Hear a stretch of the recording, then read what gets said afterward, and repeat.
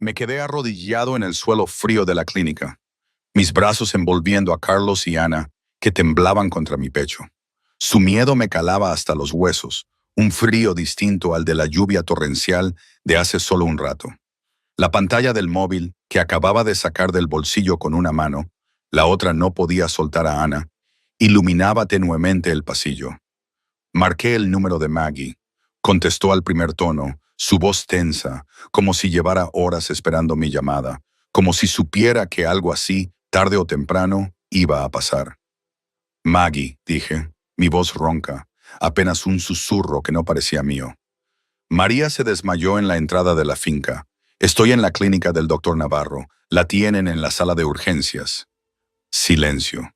No el silencio de la sorpresa, sino el de alguien que traga saliva con dificultad, el de una verdad que llevaba demasiado tiempo guardada. Luego Maggie habló. Su voz temblaba, pesada de culpa. Señor Valente, hay algo que debo decirle, algo que debí haberle dicho hace mucho tiempo. Apreté la mandíbula hasta sentir el músculo palpitar en mi sien. Solo 2 palabras. Dilo. Maggie tomó una respiración profunda y empezó. María se desmayó 2 veces en las últimas 2 semanas, señor. Una vez en la lavandería, mientras doblaba la ropa. Cayó al suelo y la encontré allí, entre las sábanas, pálida como un fantasma. La segunda fue en la cocina, justo después de terminar la cena para los niños. Se dio la vuelta para levantar una olla y las piernas le fallaron. La cogí antes de que se golpeara la cabeza contra la encimera. Le dije que fuera al médico, pero dijo que no tenía dinero. Dijo que solo estaba cansada, que se le pasaría, que lo único que necesitaba era una noche de sueño y estaría bien por la mañana. Le di mi medicación para la presión arterial porque no supe qué más hacer. Escuchaba cada palabra y la rabia comenzó a subirme por el estómago hasta el pecho. La contuve. Ana tenía la cabeza apoyada en mi hombro, los ojos bien cerrados, y Carlos estaba sentado a mi lado en silencio, mirando el suelo. No quería que me oyeran perder el control, así que bajé la voz, más despacio y más fría de lo normal. Esa clase de voz que todos en la familia sabían que era más peligrosa que un grito. ¿Por qué no me dijiste nada, Maggie? ¿Por qué dejaste que esto llegara tan lejos? Maggie empezó a explicarse, sus palabras atropellándose entre respiraciones pesadas. Pensé que era solo cansancio normal. Señor, trabaja muchísimo. Desde la mañana hasta la noche, no solo limpia la casa, señor. Cuida de Ana y Carlos desde que abren los ojos hasta que se duermen. Cocina el desayuno, la comida y la cena para toda la casa. Lava y plancha cada camisa, cada par de calcetines. Limpia todas las habitaciones en los 3 pisos. Nunca se queja, nunca pide un día libre, nunca se sienta a la mesa con nadie a comer y siempre come de pie en un rincón de la cocina o no come nada. Pensé que estaba exagerando cuando se desmayaba. Pensé que quería llamar la atención. Me equivoqué, señor. Sé que me equivoqué. Escuché cada palabra y cada una se sintió como una bofetada.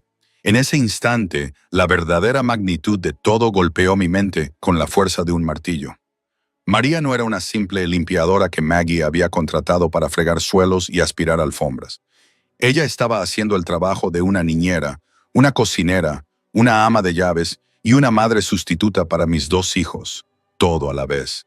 Y todo eso por un sueldo en negro de limpiadora que no era suficiente ni para pagarse una comida decente al día. Colgué sin decir una palabra más. No confiaba en mi voz. Temía que si volvía a abrir la boca, lo que saldría no serían palabras, sino el rugido de un hombre que acababa de darse cuenta de que había permitido que una mujer se destruyera bajo su propio techo, mientras él estaba ocupado contando dinero sucio y repartiendo territorio con asesinos. Guardé el teléfono en el bolsillo y miré a mis 2 hijos, sentados junto a mí en el frío suelo del pasillo. Ana seguía apoyando la cabeza en mi hombro, con los ojos hinchados y rojos. Carlos seguía tan rígido como una piedra, pero agarrando el dobladillo de mi camisa mojada con tanta fuerza que no lo soltaba. Me tragué la rabia, forcé mi voz al tono más tranquilo que pude y les pregunté si habían estado con la señorita María todo el día. Ambos niños asintieron a la vez, con un gesto fuerte y decidido. De esos que hacen los niños cuando quieren que los adultos entiendan que su respuesta es sí, que es verdad, que importa. Fue entonces cuando Ana empezó a hablar. No tanto a hablar como a derramarlo todo, como si hubiera habido una presa dentro de ella conteniendo todo aquello durante demasiado tiempo, y alguien finalmente hubiera abierto la compuerta. La señorita María nos hace galletas con pepitas de chocolate todos los martes, papi. Nos enseña a dibujar con crayones y dice que todos los dibujos son bonitos, incluso cuando el mío queda feo. Nos cuenta cuentos todas las noches antes de dormir, y siempre es uno diferente, nunca repite. Juega a los superhéroes con nosotros en el salón, y siempre hace de villana para que nosotros podamos ganar. Hace masa de galletas para que la podamos amasar en la cocina, y nunca grita cuando derramamos harina en el suelo. Nos lleva al jardín de atrás a ver mariposas y nos enseña sus nombres. Aunque no sé si se lo sabe bien, pero suena muy segura. Nos deja plantar semillas de girasol en vasitos de plástico, y todos los días comprobamos si han brotado. Inventa un juego nuevo cada día, papi, cada día. No hay 2 días iguales. Ana habló sin parar, sus ojos brillando a través de lágrimas que no se habían secado del todo. Como si decir todo aquello en voz alta fuera su manera de mantener a María viva, su manera de creer que si papá entendía lo importante que era María, entonces papá no la dejaría morir. Luego habló Carlos, la primera vez que decía algo desde que había visto a María tendida en la entrada. Su voz pequeña y lenta, pero cada palabra clara, como si hubiera sopesado cada una con cuidado antes de soltarla. La señorita María me enseñó a atarme los zapatos, papi. Se sentó en el suelo y me enseñó paso a paso hasta que pude hacerlo. Me enseñó a cepillarme los dientes bien, en círculos, no en líneas rectas. Me enseñó a guardar mis juguetes después de jugar porque dijo, ser responsable de tus cosas es importante. Me enseñó a no dejar comida en el plato porque hay niños que no tienen nada que comer. La señorita María reza con nosotros antes de cada comida. Nos coge de las manos y cierra los ojos y dice, gracias por la comida. Se queda con nosotros todas las noches hasta que estamos completamente dormidos antes de irse. Y canta, Estrellita, ¿dónde estás? Igual que mami. Cuando Carlos dijo mami, su voz se quebró en la última palabra. Y Dante sintió algo surgir de lo más profundo de su pecho y atenazarle la garganta. Lo había olvidado. Había olvidado que Yana solía cantar esa canción, olvidado cómo se sentaba junto a las camas de los niños todas las noches con esa voz suave y cálida. Había permitido que ese recuerdo se desvaneciera junto con el dolor, porque pensó que olvidar era la única manera de seguir viviendo. Solo que ahora se dio cuenta de que no había estado viviendo en absoluto. Solo había estado huyendo. Miró a sus hijos y comprendió que no sabía nada de sus vidas diarias. No sabía qué comían cada mañana.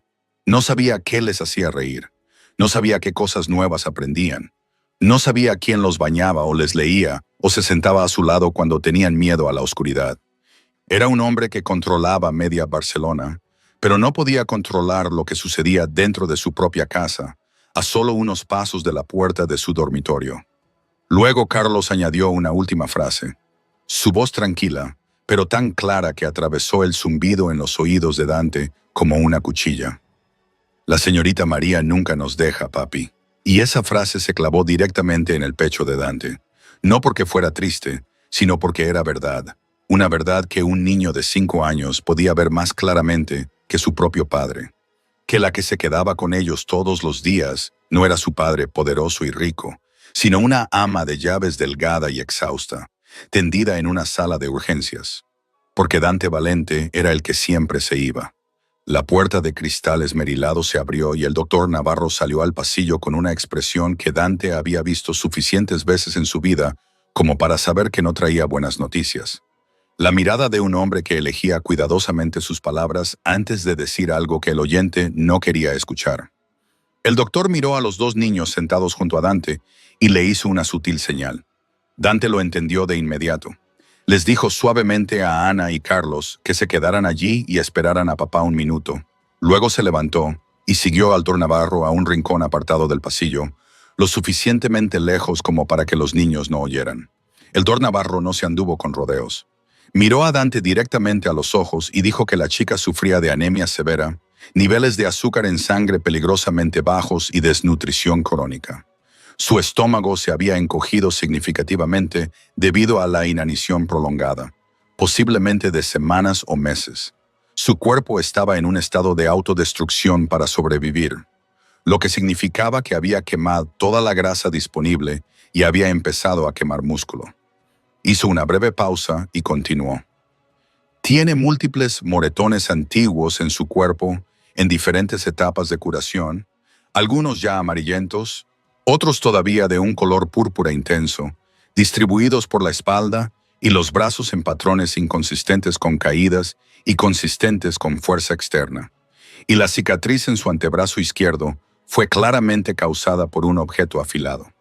El ángulo y la profundidad indican que no fue autoinfligida, sino hecha por otra persona. El doctor. Navarro añadió en voz baja: Quienquiera que sea esta mujer, ha pasado por un infierno y se ha estado muriendo de hambre. No porque no quiera comer, sino probablemente para pagar algo que considera más importante que su propia vida.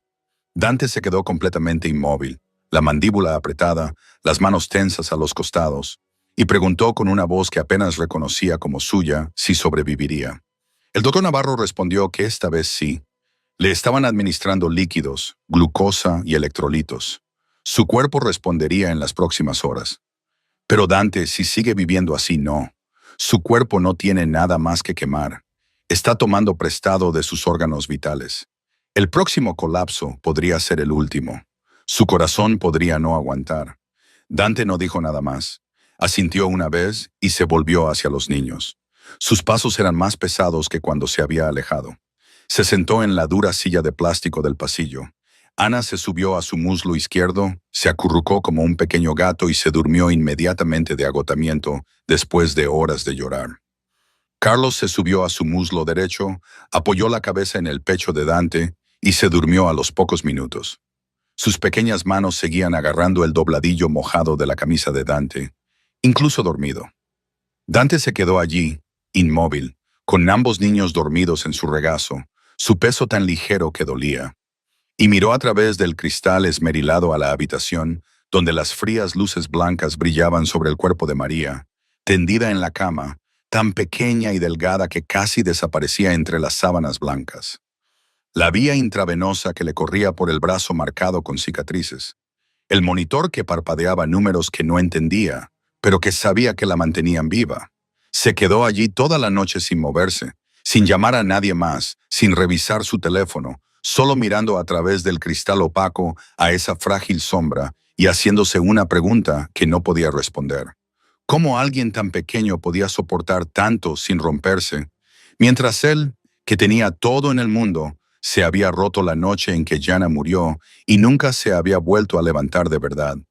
El teléfono en el bolsillo de Dante vibró a las 3 de la mañana, y lo sacó con cuidado con una mano porque la otra descansaba sobre la espalda de Ana y no quería asustarla para que se despertara. La pantalla se iluminó con el nombre de José y contestó de inmediato. La voz de José al otro lado no tenía su habitual desapego, pero hubo una breve vacilación antes de que hablara. «Jefe, encontré su expediente». «Continúa», respondió Dante en voz baja. José comenzó a leer línea por línea como una sentencia dictada sin tribunal ni posibilidad de apelación. María Pérez, 27 años, nacida en un pueblo industrial cercano a Barcelona. Su padre, Roberto Pérez, era dueño de una pequeña tienda de comestibles en la esquina de la calle 19 y Broadway. Fue asesinado a tiros durante un atraco a mano armada cuando María tenía 8 años. Ella estaba justo detrás de la caja registradora, a menos de 2 pasos, cuando la bala le alcanzó el pecho. Lo vio caer al suelo, vio cómo la sangre se extendía por las baldosas blancas, vio al ladrón pasar por encima de su cuerpo, coger el dinero de la caja y salir como si nada hubiera pasado. El caso nunca se resolvió. Nadie fue arrestado. Nadie pagó. Su madre, Dolores Pérez, 61 años, fue a trabajar en una fábrica después de la muerte de su marido para criar a su hija sola. Hace 6 años le diagnosticaron insuficiencia renal crónica en fase terminal y necesita diálisis 3 veces por semana en un hospital de Barcelona. El coste asciende aproximadamente a 8 o 10 mil euros al mes porque no tiene seguro médico. Sus ingresos son demasiado altos para calificar para la seguridad social, pero demasiado bajos para pagar un seguro privado, lo que la deja atrapada en el vacío de cobertura que la Generalitat de Cataluña nunca ha cerrado. Así que todos los gastos se pagan de su bolsillo, y María es la única que paga. José continuó. María asistió a la universidad, especializándose en educación infantil durante 2 años antes de abandonarla, porque no podía estudiar y ganar lo suficiente para cubrir las facturas médicas de su madre. Aceptó cualquier trabajo que pagara en efectivo el mismo día. Camarera, limpieza de hoteles, lavandería, cualquier cosa disponible. Más recientemente, trabajó para un hombre llamado Eduardo Ruiz, 45 años, un pequeño traficante de opioides que operaba desde una lavandería en el lado este de Barcelona. La contrató como dependienta, pero pretendía usarla para esconder producto dentro de lavadoras industriales para su distribución. Cuando ella se negó, le lanzó una botella de bourbon. Se rompió y le hizo un largo corte en el antebrazo izquierdo, la cicatriz que vio el doctor Navarro. No fue al hospital porque tenía miedo de que le hicieran preguntas. Llamarían a la policía y Eduardo la habría matado. Ella misma se cosió la herida con una aguja e hilo normales y huyó de Barcelona durante la noche. José hizo una breve pausa antes de dar la última parte. Actualmente vive en un Honda Civic del 2008, aparcado en el estacionamiento del hospital, donde su madre recibe diálisis. Duerme en el coche todas las noches. Se muere de hambre para ahorrar cada euro que gana para pagar el tratamiento de su madre. Maggie la contrató a través de un folleto pegado en una lavandería cerca de la finca. Sin contrato, sin papeleo, sin alta en la seguridad social. Pagada en efectivo por debajo de la mesa cada semana. Cuando José terminó, el pasillo estaba tan silencioso que Dante podía escuchar el ritmo constante del monitor de la habitación de María a través de la puerta de cristal. No habló durante mucho tiempo, lo suficiente como para que José finalmente preguntara: «Jefe, ¿sigue ahí?». Dante respondió con una voz baja y deliberada, cada palabra con el peso de una orden que no podía ser cuestionada. «Encuentra a Eduardo Ruiz, tráelo al almacén número 7.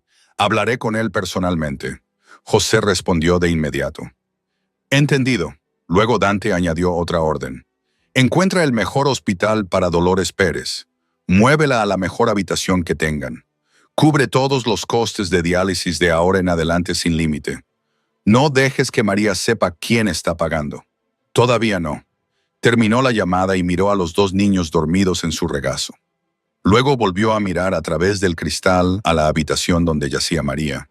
Una mujer de 27 años que había visto morir a su padre frente a ella de niña, que había renunciado a su futuro para mantener viva a su madre, que había sido golpeada por un hombre en quien confió, que dormía en su coche, que se moría de hambre para que otra persona pudiera vivir, y que aún encontraba la fuerza cada día para entrar en su casa y criar a sus hijos con todo el amor que él mismo no les había sabido dar. ¿No es increíble cómo a veces la verdad más grande se esconde en los rincones más pequeños, en las vidas de aquellos a quienes menos prestamos atención? Yo, Dante Valente, el hombre que movía hilos y controlaba barrios, no había visto lo que sucedía bajo mis propias narices. Estaba ciego, envuelto en mi propio duelo y mi imperio de sombras. Pensé que lo sabía todo, que mi dolor era el único dolor importante. Pero mis hijos, 2 pequeños seres de 5 años, y esta mujer, María, me habían desnudado el alma en una noche.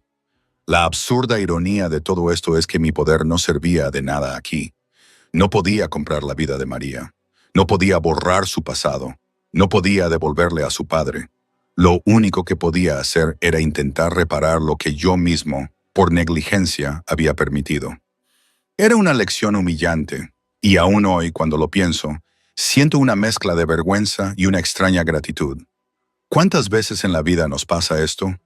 ¿Cuántas veces el héroe que creemos ser somos en realidad el villano, o al menos el que necesita ser salvado de su propia ceguera? Me gustaría decir que aprendí rápido, pero no fue tan simple. Nada en la vida lo es. 3 días después, María fue dada de alta. José condujo un SUV negro para recogerla en la clínica. Abrió la puerta trasera sin decir una palabra. Y María se deslizó en el asiento trasero con ropa limpia que alguien le había traído, en lugar del uniforme empapado de aquella noche. Se sentó inmóvil, mirando por la ventana con las manos apretadas en el regazo, porque no sabía realmente a dónde la llevaban. De vuelta a la finca para trabajar de nuevo, o de vuelta a la finca para recibir un sobre final con dinero en efectivo y que le mostraran la puerta. El vehículo se detuvo en la reja de hierro y María bajó, mirando el lugar donde se había desmayado antes.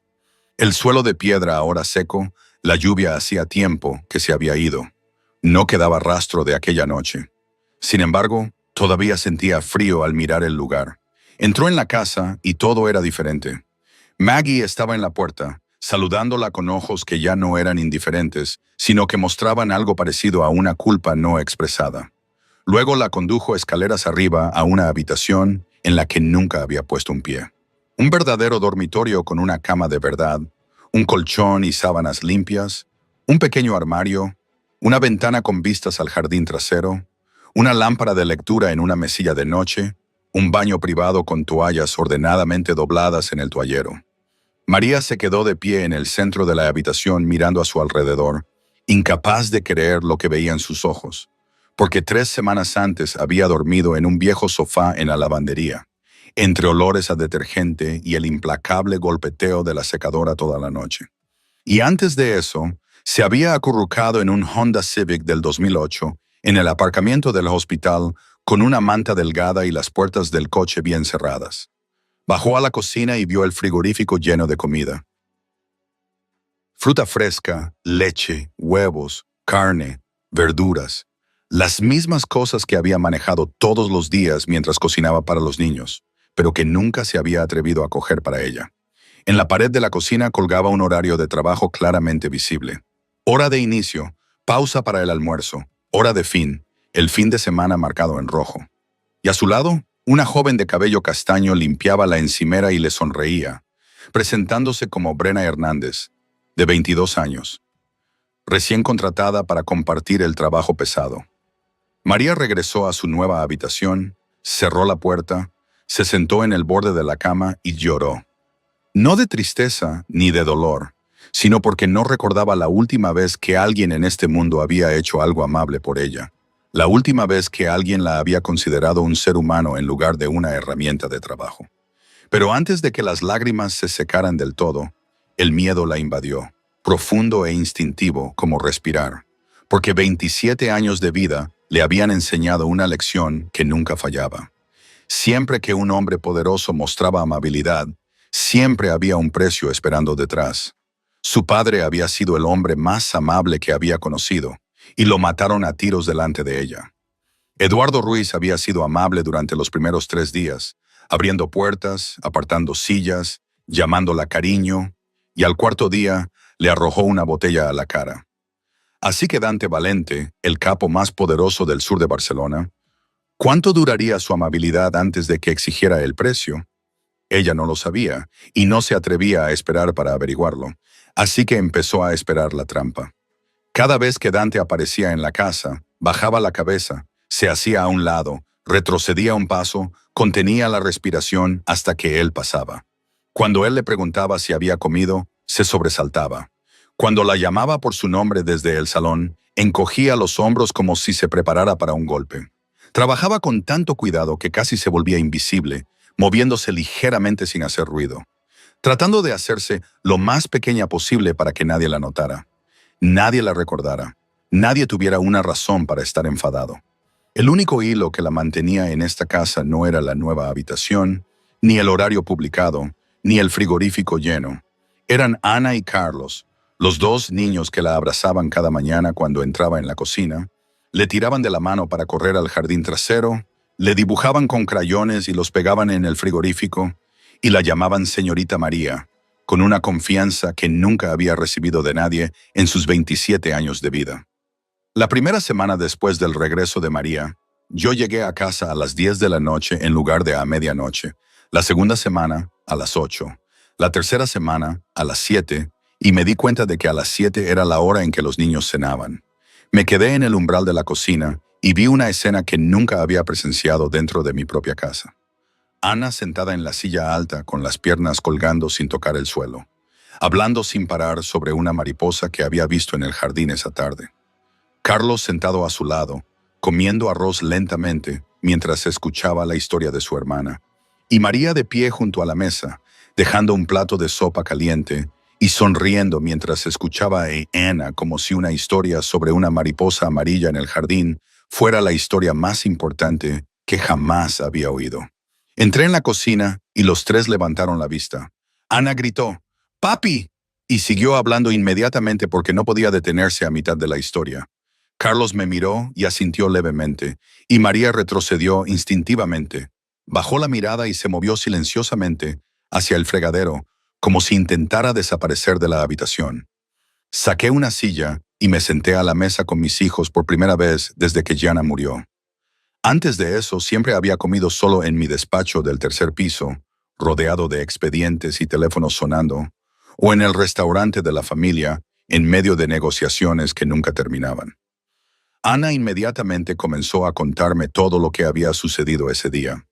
La señorita María me enseñó a dibujar un gato hoy, papi, pero el mío parecía más un perro, y la señorita María dijo que estaba bien porque el arte ya es libertad. Y Carlos añadió en voz baja que la señorita María nos dejó plantar otra taza de semillas de girasol porque la primera ya había brotado.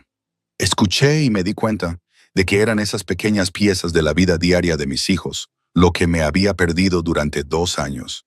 Piezas que María había creado silenciosamente para ellos con las manos vacías y un corazón que no pedía nada. A partir de esa noche, cené con mis hijos todos los días. Me sentaba a la mesa de la cocina observándolos comer y hablar. Luego me sentaba en el salón observándolos jugar y observaba a María. Se sentaba en el suelo a la altura de los ojos de los niños cuando jugaba con ellos, nunca de pie sobre ellos, nunca hablándoles desde arriba. Explicaba todo con una voz suave y paciente. Incluso cuando Ana hacía la misma pregunta por 5ª vez, nunca levantaba la voz, nunca perdía los estribos, nunca suspiraba ni mostraba agotamiento delante de ellos, aunque yo sabía que todavía estaba débil. Escuchaba cada pregunta tonta que Ana hacía como si fuera lo más importante del mundo, y respondía a Carlos con la seriedad que necesitaba porque odiaba que lo trataran como a un bebé, aunque solo tuviera 5 años. Lo observé todo desde el sillón en la esquina del salón y comprendí por qué mis hijos la querían tanto. Porque les daba algo que ninguna cantidad de dinero podía comprar y ningún poder podía forzar: atención completa. Una tarde subí hacia mi despacho y oí un canto suave que venía del dormitorio de los niños. Me detuve fuera de la puerta entreabierta y miré. María estaba sentada en el borde de la cama de Ana, su mano alisando el cabello de la niña mientras Ana yacía acurrucada bajo la manta con los ojos cerrados. Y María cantaba, «Estrellita, ¿dónde estás?», con una voz tranquila y ligeramente ronca, tan suave que la habitación parecía aquietarse con cada nota. Carlos dormía en la cama de al lado, pero su pequeño brazo aún se extendía por el espacio entre las camas, su mano envuelta alrededor de la muñeca de María. Incluso dormido, no la soltaba. Me quedé de pie fuera de la puerta en las sombras del pasillo, apoyando la espalda en el marco de la puerta, y escuché esa canción. La canción que Gianna solía cantar todas las noches a los niños antes de que la matara la bomba en el coche destinada a mí, mientras iba a recogerlos a la guardería. La canción que yo había intentado olvidar junto con cada recuerdo de ella, porque recordar dolía demasiado y olvidar era más fácil. Algo dentro de mi pecho. La gruesa capa de hielo que había construido durante 2 años con violencia, alcohol, noches sin dormir y enemigos despachados en la oscuridad, comenzó a resquebrajarse lenta e inconfundiblemente, como el sonido de un cristal fracturándose. Pero no entré en la habitación, no dije nada, no dejé que María supiera que estaba allí, porque no sabía cómo expresar ningún sentimiento más allá de órdenes y dinero. Sabía cómo mandar a 100 hombres, cómo negociar con enemigos, cómo mantener la calma con un arma apuntándome a la cabeza. Pero no sabía cómo darle las gracias a una mujer que estaba cantando para que mis hijos se durmieran. Simplemente me quedé allí en la oscuridad del pasillo y escuché hasta que la canción terminó, y la respiración constante de Ana me dijo que estaba completamente dormida. Maggie me contó después, la pobre, con los ojos llenos de una mezcla de arrepentimiento y una especie de cansancio que solo se ve en quienes cargan secretos pesados. Cuando vio a María desmayarse la primera vez en la lavandería, Maggie se asustó. Me lo juró, pero María le había pedido que no dijera nada. Por favor, Maggie, no quiero problemas con el señor Valente. Dirá que no soy lo suficientemente fuerte para el trabajo y lo necesito. María le había dicho que estaba pagando algo importante, algo que no podía perder. Maggie había visto esa desesperación antes, en otras mujeres jóvenes que llegaban a la finca con ojos asustados y pasados oscuros, mujeres que harían cualquier cosa por un sueldo en negro, un techo sobre sus cabezas. Maggie pensó, bueno, si no quiere que se lo cuente al jefe, no se lo contaré. No era su lugar, ¿verdad? O eso pensó. Se convenció de que María solo buscaba atención o era demasiado orgullosa para admitir que estaba agotada. ¿Quién podía culparla? En nuestra casa la gente no mostraba debilidad. Maggie, a su manera, también era una superviviente. Se equivocó, claro, y lo pagó con una culpa que le roía por dentro. A veces las buenas intenciones se mezclan con el miedo y la ignorancia, y el resultado es un desastre. David Sabatini sabía todo antes de que yo me diera cuenta de que estaba dejando una apertura, porque en el Hampa de Barcelona ningún secreto sobrevive más de una semana. Y el hecho de que el jefe de los Valente hubiera empezado a llegar a casa a las 7 de la tarde, en lugar de a medianoche, perdiéndose 2 reuniones consecutivas de reparto de territorio, delegando un envío de 600,000 euros a su jefe de seguridad cuando siempre había supervisado esas cosas personalmente, era una noticia lo suficientemente grande como para llegar a todas las familias rivales en cuestión de días. David fue el primero en moverse. Envió a 2 hombres a vigilar la finca Valente durante una semana entera, registrando horas de entrada y salida, contando guardias, mapeando los horarios de todos los que estaban dentro, e identificó el punto más débil, no la reja de hierro o el sistema de cámaras, sino la delgada ama de llaves que regularmente sacaba a los 2 niños por la tarde en un vehículo de la finca, con un solo guardia acompañándolos. Aquella tarde era un jueves cualquiera. Maggie envió a María a comprar suministros de cocina adicionales a una tienda a unos 15 minutos de la finca, y Ana y Carlos insistieron en acompañarla porque no querían estar lejos de María, ni siquiera por una hora.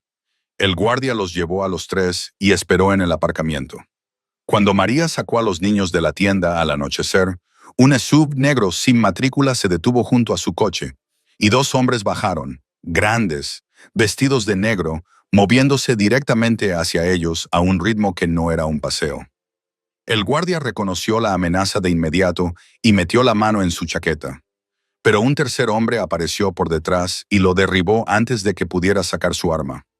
María vio caer al guardia y su instinto se activó al instante. No el instinto de entrenamiento, sino el instinto de alguien que había vivido toda su vida con miedo y sabía exactamente lo que su cuerpo tenía que hacer cuando el peligro se acercaba. No gritó, no corrió. Empujó a Ana y Carlos detrás de ella con ambas manos y se plantó delante de ellos, los brazos abiertos para proteger los 2 pequeños cuerpos a su espalda. Todo su cuerpo temblaba, pero sus pies se mantenían firmes. Ni un solo paso atrás. Se quedó allí en el aparcamiento, frente a los 2 hombres que avanzaban hacia ella sin moverse, porque una vez se había interpuesto entre su padre y una bala a los 8 años, aunque no pudo detenerla. Una vez se había interpuesto entre Eduardo y la puerta, sabiendo que sería golpeada, y ahora se interponía entre 2 niños y lo que fuera que viniera, porque eso era lo único que sabía hacer. Ana gritó y se aferró a la pierna de María por detrás. Carlos agarró la mano de María y no la soltó. Su rostro pálido, pero no lloraba. Solo se aferraba más fuerte. Los 2 hombres se detuvieron a menos de 3 pasos cuando los neumáticos chirriaron, y José llegó con 3 guardias en un vehículo que los había estado siguiendo a una distancia segura, algo que María nunca supo. José levantó su arma, y los 2 hombres se giraron y huyeron de vuelta al SUV negro y desaparecieron en la noche. Nadie resultó herido, pero María no pudo quedarse de pie después. Se desplomó sobre el asfalto, abrazando a ambos niños y no los soltaba. José tuvo que llevarlos a los 3 al coche y regresar a la finca. Y durante todo el camino no habló, sus ojos abiertos y sin parpadear, sus brazos aferrados a los niños como si alguien pudiera arrancárselos en cualquier momento. De vuelta en la casa, no fue a su propia habitación, sino que se sentó en la esquina del dormitorio de los niños, sosteniendo a Ana y Carlos, los ojos fijos en la puerta, su cuerpo en modo de defensa total, un estado que conocía demasiado bien después de haber vivido en él casi toda su vida. Yo estaba en medio de una reunión con 2 contactos de distribución cuando José llamó con el informe. Me levanté a mitad de la frase y salí sin explicación. Volví a la finca en 12 minutos en lugar de 20. Fui directamente al dormitorio de los niños y vi a María sentada en el rincón oscuro, abrazando a Ana y Carlos. Ana ya dormida de agotamiento, contra el pecho de María, mientras Carlos permanecía despierto y levantó la vista cuando entré. Fui hacia María y no me quedé de pie sobre ella. Me arrodillé a la altura de sus ojos, lento y deliberado para no asustarla más. Y miré directamente a sus ojos marrones, grandes y atormentados, y le dije que no permitiría que nadie tocara a mis hijos y que no permitiría que nadie la tocara a ella, que esa era mi palabra. María me miró y por primera vez desde que entró en esta casa, no bajó la mirada ni se hizo a un lado. Me miró directamente a los ojos, y en los ojos oscuros del capo más frío de Barcelona, vio algo que no esperaba. No rabia, no cálculo, sino miedo. El miedo a perder de nuevo a las personas que le importaban. Un miedo idéntico al que ella veía en el espejo cada día.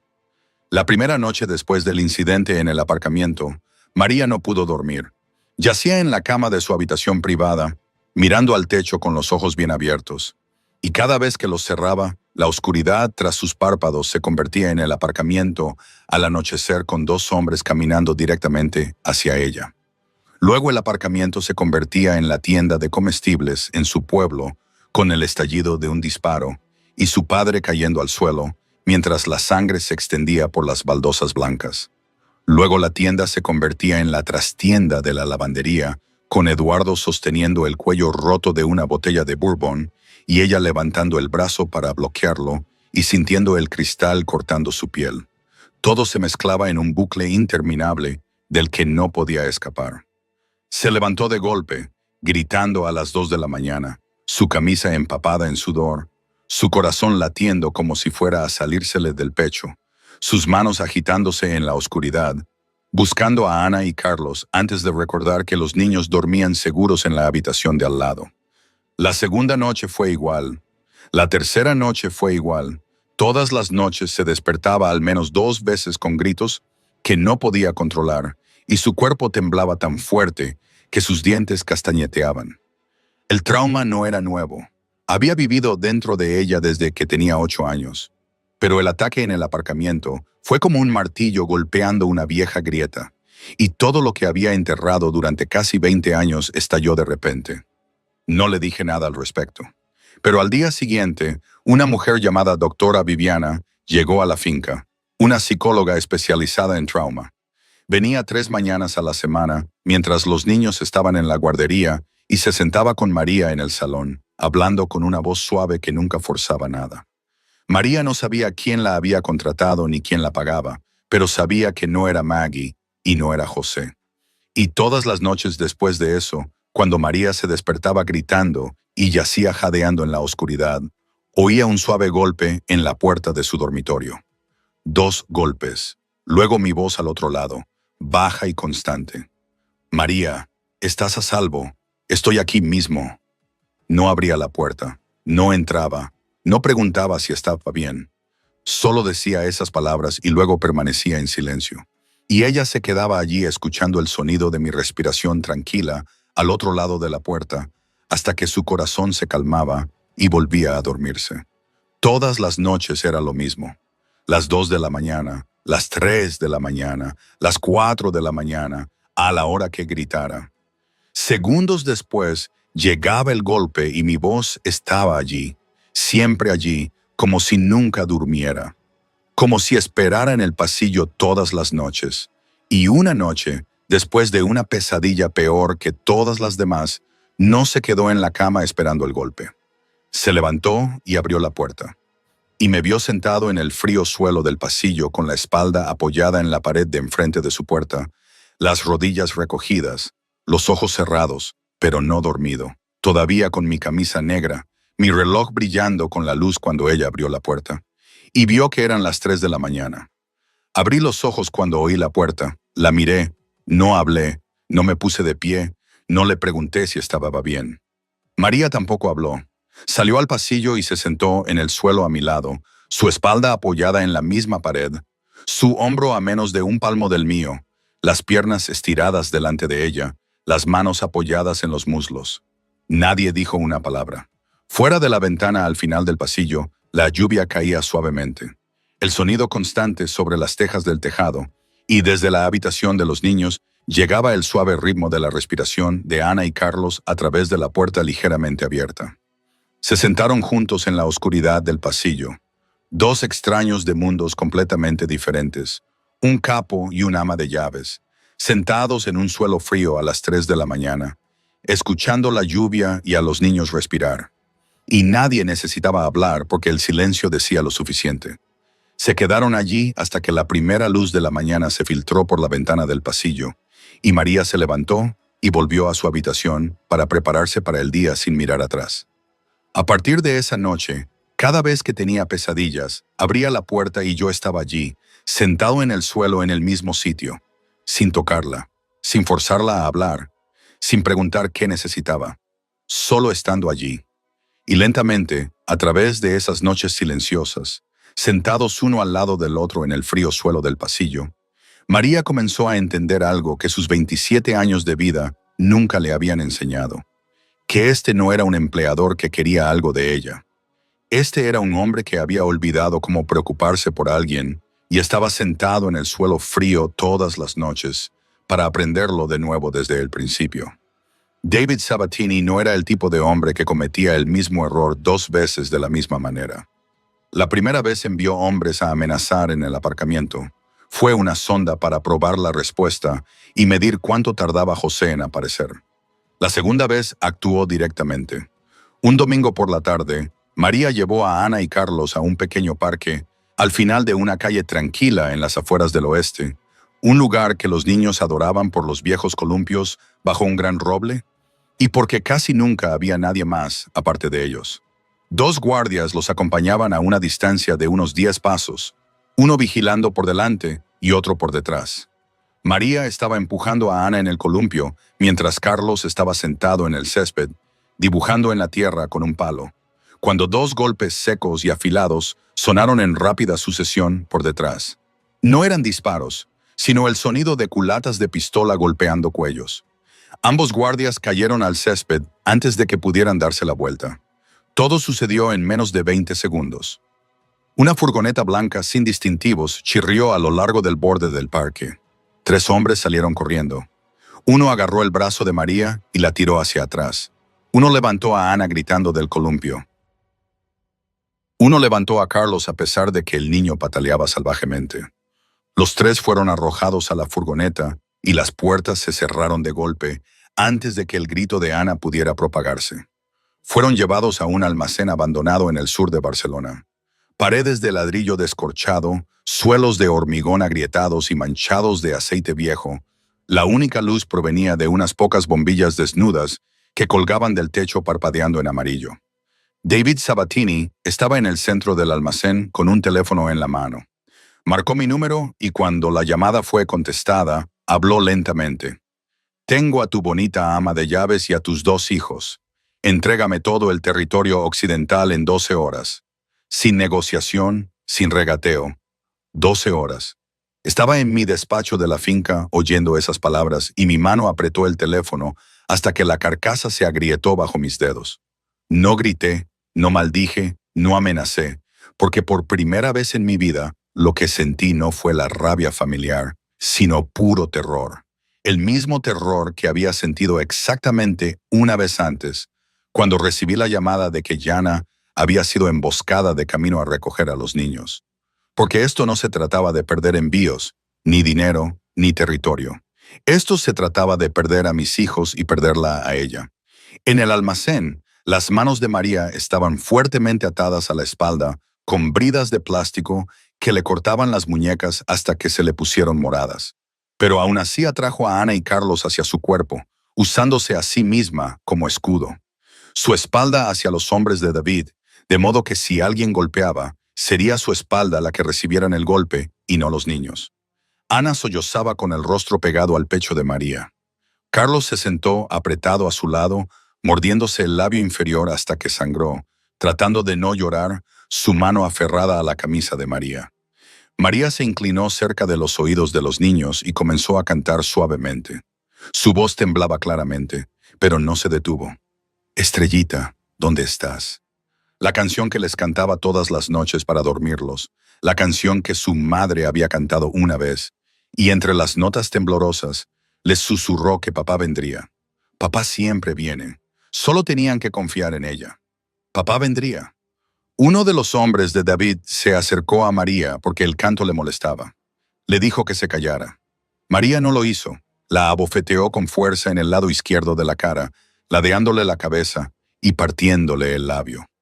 Antes de que pudiera retirar la mano, Carlos se abalanzó y le dio una patada directa en la espinilla con toda la fuerza que tenía un niño de 5 años y gritó con una voz temblorosa, pero feroz, que no tocara a la señorita María. El hombre miró al niño con sorpresa y empezó a reír. Pero la risa se vio interrumpida por una explosión en la puerta del almacén. José lideraba un equipo de asalto de 12 hombres que irrumpía. Todo sucedió rápido y brutal. Disparos, cristales rotos, gritos, linternas destellando en la oscuridad. Y en menos de 4 minutos, todos los hombres de David estaban en el suelo. Yo me encargué de David personalmente después, en una trastienda del almacén a la que nadie, excepto José, tenía permitido entrar, y nadie nunca preguntó qué sucedió dentro. Luego corrí a la zona principal del almacén. Mis ojos escanearon hasta que los encontré en un rincón oscuro al fondo. María sentada con la espalda contra la pared, abrazando a Ana y Carlos con fuerza, sus manos aún atadas, sus labios aún sangrando, pero los niños a salvo en su abrazo sin un rasguño. Corrí hacia ellos y me arrodillé delante, corté las bridas de las muñecas de María con mi cuchillo, luego los abracé a los tres y los mantuve apretados. Ana gritando, ¡Papi! Carlos aferrado a mi cuello. Y María, por primera vez desde que entró en esta casa, no se apartó, no se encogió, no me evitó. Apoyó la cabeza en mi pecho y lloró. Lloró de verdad, porque por primera vez en su vida, alguien había venido cuando ella llamó. Después de la noche en el almacén, ordené una actualización completa del sistema de seguridad de la finca. Se añadieron sensores de movimiento a los muros perimetrales. Cámaras infrarrojas cubrieron todos los puntos ciegos. El equipo de guardias aumentó de 4 a 8, rotando en 3 turnos las 24 horas del día.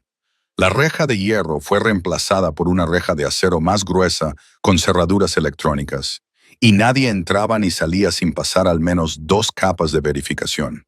Llamé a José a mi despacho y le dije simplemente que a partir de entonces él se encargaría de casi todas las operaciones externas, reuniones con contactos de distribución, transacciones territoriales, negociaciones con otras familias, y yo solo intervendría cuando se requiriera una decisión final.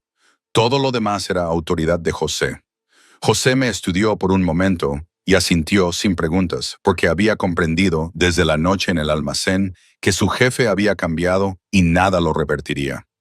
Empecé a quedarme en casa, realmente a quedarme en casa.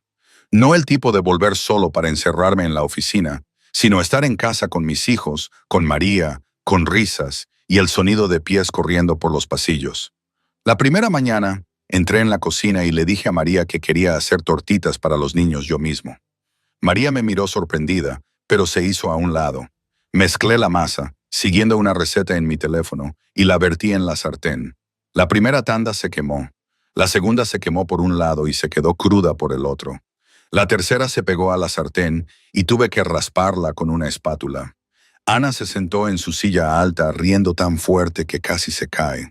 Y Carlos negó con la cabeza ante la pila de tortitas arruinadas y dijo con la voz más seria que un niño de 5 años podía manejar, que papá debería dejar que la señorita María cocinara. Y yo reí, una risa de verdad, la primera risa genuina en la casa en 2 años. María se quedó junto al fregadero observando y sonrió suavemente. Una pequeña sonrisa que casi nadie notó, pero yo sí, porque la estaba mirando a ella. Luego empecé a recoger a los niños de la guardería todas las tardes. El coche blindado seguido por 3 guardias, pero yo al volante. Ana se lanzaba al asiento cada día hablando sin parar de la guardería. Carlos más tranquilo, pero ocasionalmente señalando por la ventana y diciendo, «Papi, mira». Y cada vez que Carlos hablaba, yo seguía la dirección de su dedo, incluso cuando era solo un pájaro en un cable o un camión de bomberos aparcado en la calle. Empecé a aprender las cosas que un padre debería haber sabido hace mucho tiempo. Que a Carlos le encantaba dibujar robots y quería ser ingeniero. Que a Ana le encantaba el morado y quería ser veterinaria. Que Carlos tenía miedo a los truenos y se escondía en el armario durante las tormentas hasta que María lo encontraba y lo abrazaba. Que Ana temía la oscuridad y necesitaba una luz nocturna en forma de estrella encendida toda la noche para dormir. María se recuperó lentamente en las semanas siguientes. Comía 3 comidas completas al día en la mesa de la cocina según el horario. Yo insistí en que Maggie lo supervisara. Dormía toda la noche a medida que las pesadillas disminuían. Gracias a la doctora Viviana y a las noches silenciosas sentados en el suelo del pasillo, su color volvió. Las ojeras se suavizaron. Sus pómulos ya no sobresalían bruscamente y su sonrisa era más fácil y natural. Ya no la sonrisa cautelosa de supervivencia, sino la sonrisa de alguien que empezaba a creer que se le permitía sonreír. Una tarde, la luz del sol se colaba por las ventanas del salón, mientras Ana y Carlos estaban sentados en el suelo, rodeados de crayones, dibujando juntos en una hoja grande hecha con 3 páginas pegadas. Trabajaron durante casi 1 hora antes de levantarla con orgullo. El dibujo mostraba a 4 personas. Un hombre alto con un traje negro etiquetado como Dante. 2 niños cogidos de la mano en el medio, etiquetados como Ana y Carlos. Una mujer con el pelo largo y una camisa azul etiquetada como María. Detrás de ellos, una gran reja de hierro dibujada con crayón gris. Flores torcidas en rojo y rosa a lo largo del suelo. Un sol amarillo en la esquina superior derecha. Y en la parte inferior, letras irregulares escritas por Ana. Mientras Carlos deletreaba cada letra en voz alta, una sola palabra: familia. María pasó recogiendo crayones y vio el dibujo. Se detuvo, la caja rígida en sus manos, los ojos fijos en la palabra familia, mientras su garganta se apretaba. Se arrodilló a la altura de los niños y dijo con una voz que intentaba mantenerse firme, pero que temblaba al final de cada palabra, que ella no era familia y que solo trabajaba allí. Yo estaba cruzando el salón desde el pasillo y lo oí. Me detuve, miré el dibujo en el suelo, miré a María, arrodillada con los ojos rojos, conteniendo las lágrimas, y dije con calma y firmeza que nadie estaba reemplazando a nadie, que los niños le estaban diciendo cómo se sentían, y que yo no iba a decirles a mis hijos que sus sentimientos estaban equivocados. María se levantó y se dio la vuelta, cubriéndose la cara con ambas manos, y lloró. No de tristeza ni de miedo, sino porque no sabía qué hacer con un amor que nunca había pedido y nunca esperó recibir. Esa tarde, mientras el dibujo seguía en el suelo del salón sin tocar porque nadie quería moverlo, llamé a Ana y Carlos para que se sentaran en el sofá. Luego miré hacia María, que estaba en la puerta de la cocina, preparándose para irse, y dije: «María, siéntate aquí, necesitas oír esto». María dudó. Luego se acercó y se sentó en el sillón junto al sofá, las manos fuertemente apretadas en el regazo, los ojos bajos hacia el suelo.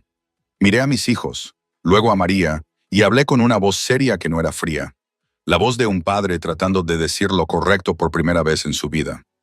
Necesito que entendáis algo importante. La señorita María es una persona, tiene su propia vida, tiene una madre en un pueblo cercano que la necesita. Tiene su propia casa, sus propios límites, momentos en que está cansada, momentos en que necesita descansar. No es algo a lo que nos aferremos, porque tengamos miedo de perderla. Si un día necesita irse a casa por cualquier razón, no pensaréis que ha desaparecido para siempre. Sabréis que volverá porque ahora hablamos entre nosotros. Nos explicamos las cosas. No desaparecemos. ¿Trato hecho? Ana asintió de inmediato. Rápido y decisivo, porque ella siempre asentía rápido. Carlos se quedó en silencio un momento, miró sus manos, luego levantó la cabeza y me miró directamente a los ojos y respondió con una voz más clara de lo que nunca le había oído a mi hijo. Trato hecho, pero tú tampoco desapareces, papi. Miré a mi hijo y sentí que esa frase golpeaba más fuerte que cualquier golpe que hubiera recibido. Porque un niño de 5 años no debería saber cómo decir eso, no debería tener que decir eso. Pero Carlos lo había aprendido de 2 años de vivir con un padre que había sido un fantasma. Respondí sin dudarlo. No lo haré, y mantuve mi palabra.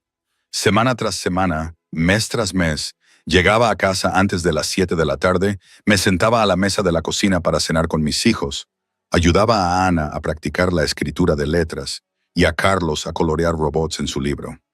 Aprendí que la mejor amiga de Ana en la guardería era una niña pelirroja llamada Lucía. Aprendí que a Carlos no le gustaba el niño que lo acosaba desde la fila de atrás, llamado Marcos.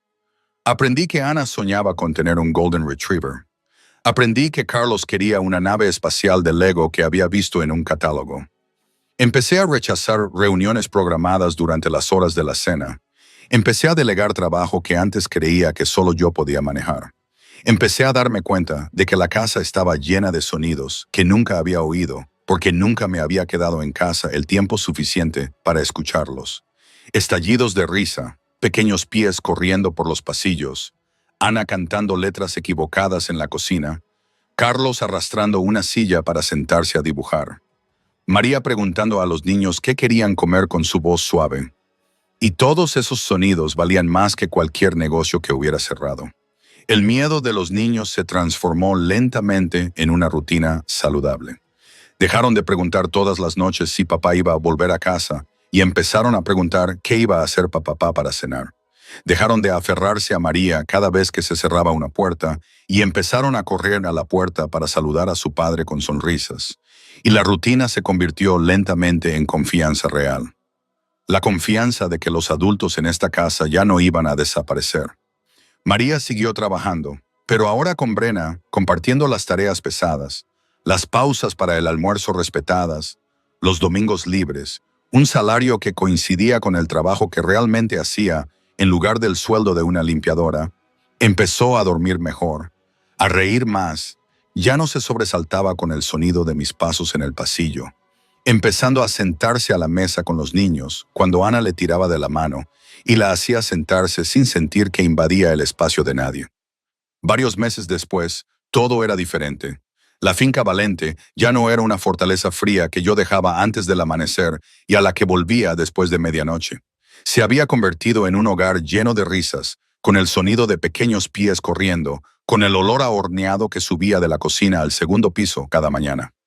Una tarde de finales de otoño al atardecer, la luz naranja rojiza se extendía por el césped frente a la finca. María estaba en el mismo lugar donde una vez se había desmayado, frente a la reja de hierro. La piedra bajo sus pies era la misma piedra de aquella noche, pero ella era diferente ahora.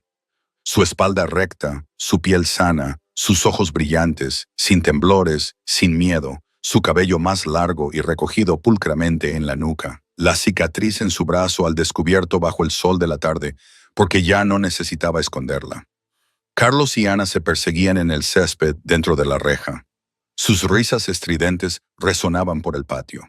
Ana corría más rápido, pero Carlos era inteligente, cambiando constantemente de dirección hasta que ella cayó en el césped, y ambos rodaron riendo. Yo salí por la puerta principal con una taza de café.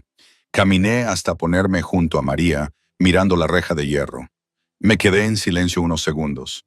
Luego pregunté, ¿te acuerdas de aquella noche?